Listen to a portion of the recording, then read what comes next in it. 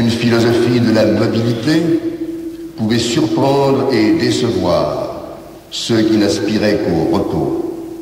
Une philosophie de la mobilité ne fait aujourd'hui que traduire la plus banale, la plus constante des expériences.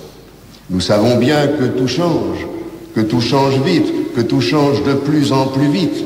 Nous savons bien que chaque nouvelle découverte en suscite aussitôt 10 autres. Nous savons bien que chaque difficulté résolue fait naître 10 difficultés nouvelles qui ne sont pas plus légères que celles dont on vient de triompher. Et le jaillissement dont parle Bergson dans ses livres n'est plus pour nous une métaphore, il est la traduction directe d'une expérience immédiate. Mais vous savez que de ce jaillissement, les produits retombent et que l'élan créateur doit se frayer sans cesse sa route à travers cette matière, ces mécanismes, ces habitudes qui nous écrasent. Mais cela aussi, c'est une expérience quotidienne.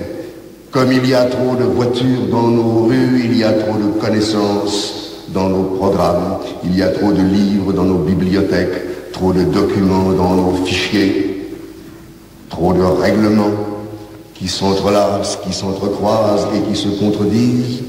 Et c'est à travers toute cette masse de créations d'hier, vite refroidies, qu'il nous faut nous frayer un chemin.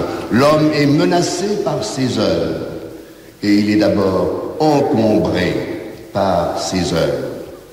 Le jaillissement bergsonien et la chute qu'il faut combattre, cela encore, c'est de l'expérience quotidienne. Ce qu'une réflexion à peine attentive nous livre vite, c'est aussi l'imprévisibilité de l'avenir. Mais alors ici, nous trouvons, et je suis ici une description concrète des phénomènes, nous trouvons une ambivalence, une ambiguïté qui apparaît précisément dans le bergsonisme, non point comme ambiguïté bergsonienne, mais comme ambivalence dénoncée par Bergson. L'avenir est imprévisible. Et si nous croyons que nos machines vont penser pour nous et dessiner pour nous d'une manière automatique la figure du monde de demain, alors de graves déceptions vous attendent. Mais cependant, si cet avenir est imprévisible, nous savons bien aussi que nous ne pouvons pas nous fier à une sorte d'intuition facile. On est tenté souvent de confondre l'intuition avec le pressentiment plus ou moins vague, pressentiment qui dispenserait d'agir. Et voici le paradoxe, cet avenir imprévisible, nous devons nous appliquer à le prévoir avec tout le soin, toute l'attention et toute la rigueur possible, sachant seulement que nos prévisions, comme ces concepts dont on a dit parfois que Bergson s'écartait, alors qu'au contraire il a souligné à quel point ils étaient indispensables. Nous avons à utiliser ces prévisions, utiliser les machines pour construire le bonheur des hommes. Les deux choses sont liées. C'est cela peut-être qui est la plus grande originalité de Bergson, ou une des plus grandes. C'est que l'intuition ne dispense pas du travail. Et que le concept est à la fois ce qui nous gêne si nous le prenons pour un terme, ce qui nous aide si nous savons y découvrir un moyen. Mais cette philosophie du jaillissement, elle a aussi une conséquence assez étonnante, une conséquence paradoxale, c'est que la vie ne vieillit pas. C'est que la création, en créant, devient plus riche, plus pleine de ressources, et que l'élan ne cesse de s'accroître. Les corps vieillissent, l'élan vital ne vieillit point. Cette philosophie, d'ailleurs, qu'il faut juger comme une description, et qui, me semble-t-il, dans la mesure où elle est une description fidèle, n'est pas cependant, comme on pourrait le penser, aux antipodes de la métaphysique la plus exigeante. Je me souviens qu'un jour j'avais écrit à Bergson pour lui signaler, reprenant les termes d'une conversation antérieure, qu'il me semblait qu'il y avait une différence profonde entre une mystique de la vie et une mystique de l'être. Et Bergson m'a répondu que cette différence existait sans doute, mais qu'elle tendait à se réduire dans la mesure où nous étions capables d'augmenter notre prise sur la nature. Si bien que la conquête même de la vie spirituelle, l'accès aux béatitudes suprêmes, la découverte de la joie, tout cela suppose, implique, exige le travail.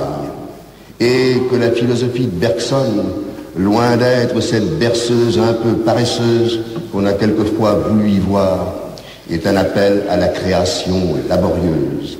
Et qu'ainsi, tout en ouvrant aux hommes cette grande voie philosophique qui leur permet d'accéder à la joie et qui leur redonne l'espérance, elle sait mesurer la place qu'il faut donner à la peine et au labeur des hommes.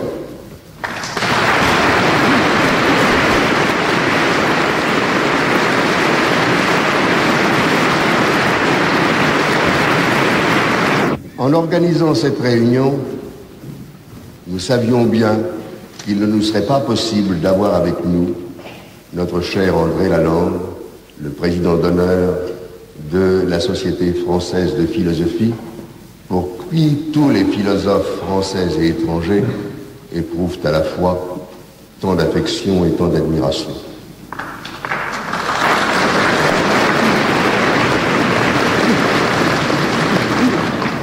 La santé de M. Lalande ne nous donne pas d'inquiétude.